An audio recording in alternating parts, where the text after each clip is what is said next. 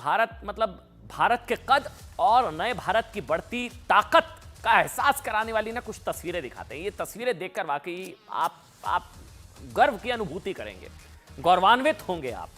ये तस्वीरें, मैं सबकी बात नहीं कर रहा हूं, कुछ लोगों के पेट में दर्द हो रहा होगा, हुआ है कुछ लोगों के पेट में, सबकी बात नहीं कर रहा हूं, लेकिन ज्यादातर 140 करोड़ ज्यादातर भारतीय इन तस्वीरों को देखकर आज गौरवान्वित महसूस कर रहे होंगे। क्यों, मैं आपको बताता हूं। दरअसल ये तस्वीरें दुनिया के सबसे अमीर देशों के संगठन G7 से आई है। भारत G7 का मेंबर नहीं है, फिर भी समझिएगा इन तस्वीरों का मतलब। एक और संगठन का सदस्य ना होने के बावजूद भारत को लगातार 5वीं बार G7 के शिखर सम्मेलन में हिस्सा लेने के लिए इनवाइट किया गया। स्पेशल इनवाइटी भारत को 6ठी बार, माफ करिएगा 6ठी बार भारत को इनवाइट किया गया है। भारत और मोदी की तस्वीर आपको दिखाएंगे, वैसे तो चल ही रही है ये आज दिन भर जो है ना, नमस्ते ग्लोबल हो गया साहब। जो भारत का नमस्ते है, नमस्कार, भारत का नमस्ते, ये ग्लोबल हो गया। मेलोनी जिनसे मिली, नमस्ते किया, नमस्कार किया, वो सारी तस्वीरें मैं आपको दिखाऊंगा। लेकिन सबसे ज्यादा चर्चा किस चीज की हो रही है? ये सारी तस्वीरें, आज पीएम किससे मिले, किस किस से मिले, सबसे ज्यादा चर्चा हो रही है नमस्ते वाले स्वागत की। G7 के दौरान इटली की प्रधानमंत्री जॉर्जिया मेलोनी नमस्ते करके अतिथियों का, लगभग सभी अतिथियों का स्वागत कुछ इस अंदाज में करती हुई नजर आई। लगभग सभी का मतलब होता ना, ये तो भारतीय परंपरा में संस्कार है नमस्ते, इस तरह से नमस्ते करना। अब मेलोनी ने नमस्ते करके जर्मन चांसलर ओलाफ स्कॉल्स का भी अभिवादन किया और यूरोपियन कमीशन के अध्यक्ष उर्सुला वॉन ने भी जब हैंडशेक के लिए हाथ बढ़ाया तो मेलोनी ने इसका जवाब भी नमस्ते से दिया। नमस्ते, अच्छा मोदी को भी जो है नमस्ते किया, हमारे प्रधानमंत्री को भी नमस्ते किया गया है। जिनसे मिली मेलोनी सबको नमस्ते किया। नमस्ते ग्लोबल हुआ, आज सबसे ज्यादा चर्चा इन तस्वीरों की रही। इसके अलावा मेलोनी ने अमेरिका के राष्ट्रपति जो बाइडेन, फ्रांस के इमैनुअल मैक्रों, ब्रिटेन के प्रधानमंत्री ऋषि सुनक, जापान के फूमियो किशिदा, कनाडा के प्रधानमंत्री ट्रूडो और जर्मन चांसलर ओलाफ स्कॉल्स का हाथ जोड़कर उनका अभिवादन किया और अभिवादन स्वीकार किया, नमस्ते किया। इसके अलावा आज प्रधानमंत्री नरेंद्र मोदी और यूक्रेन के राष्ट्रपति, अच्छा ये तस्वीर देखिए, यूक्रेन के राष्ट्रपति जेलेंस्की की मुलाकात की तस्वीर भी ध्यान देने वाली बात है। आपने देखा जेलेंस्की तुरंत आए। प्रधानमंत्री नरेंद्र मोदी जब G7 समिट में शामिल होने के लिए पहुंचे तो यूक्रेन के राष्ट्रपति जेलेंस्की ने उन्हें देखते ही गले लगा लिया। इसके बाद मोदी ने ब्रिटेन के प्रधानमंत्री ऋषि सुनक से मुलाकात की। ऋषि सुनक, ये वो तस्वीरें, मैं कह रहा हूं आप इन तस्वीरों को देखकर बहुत अच्छा महसूस करेंगे, नए भारत की ताकत का एहसास आप करेंगे। और पीएम मोदी इसके अलावा कैथोलिक चर्च के प्रमुख पोप फ्रांसिस से भी मिले। मोदी की फ्रांस के राष्ट्रपति इमैनुअल मैक्रों के साथ द्विपक्षीय बैठक हुई। मेलोनी ने प्रधानमंत्री नरेंद्र मोदी को नमस्ते कह के उनका हाथ जोड़कर स्वागत किया। ये वो तस्वीरें, सबसे ज्यादा चर्चा इन तस्वीरों की भी। दरअसल इन तस्वीरों से भारतवासियों का, मैं बार बार कह रहा हूं, सीना गर्व से भले ही चौड़ा हो गया। हर कोई खुश है। मैंने कहा संभवतः कुछ लोगों को छोड़कर। ये मैंने क्यों कहा था? कांग्रेस पार्टी को इससे भी परेशानी है। क्या है, मैं आपको बताता हूं। कांग्रेस ने क्या कहा, भाई ये तो विदेश नीति का मामला है, मोदी कोई पर्सनल कैपेसिटी पर तो वहां गए नहीं, वो तो भारत का प्रतिनिधित्व कर रहे हैं। भारत के प्रधानमंत्री के तौर पर नरेंद्र मोदी गए ना, मोदी जी अकेले अपने लिए तो गए नहीं, वो तो भारत के लिए गए हैं।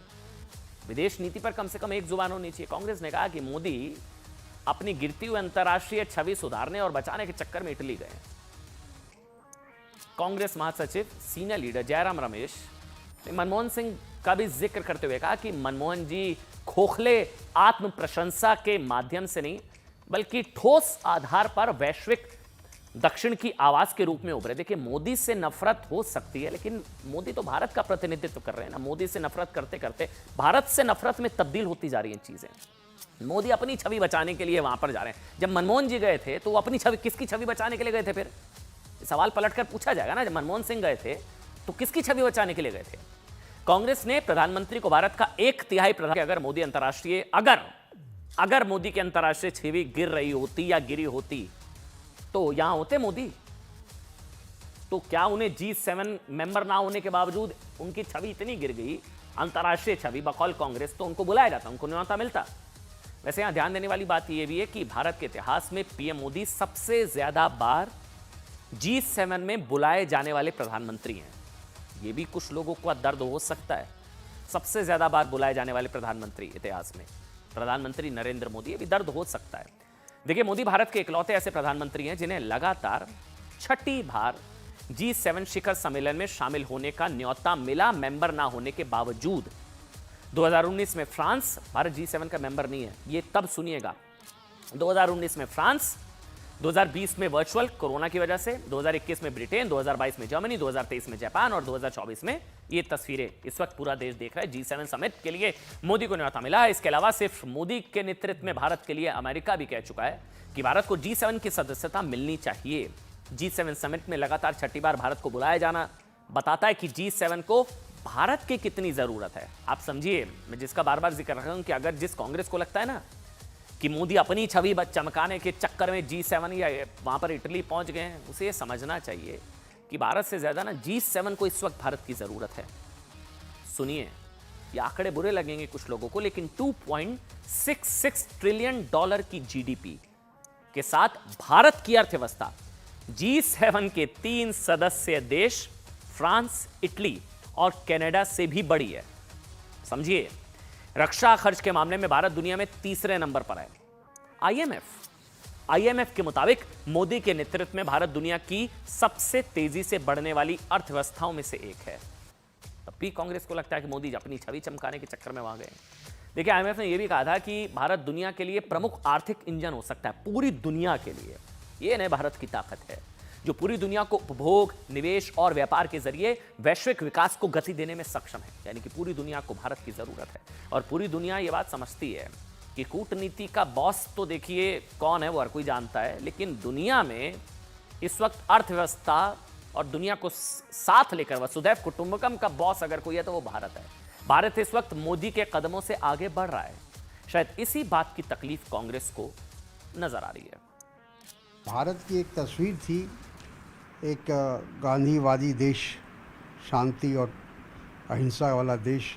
उस देश के अंदर जिस तरह से लोग नफरत, घृणा पैदा किया, तो ये सारे दुनिया में इस बात की चर्चा हुई है और सभी लोगों ने, जो भी लोकतांत्रिक देश है उसके वहाँ उनकी निंदा हो चुकी है। बड़ा विषय है और पीएम मोदी जी को निमंत्रण मिला है G7 में आने के लिए।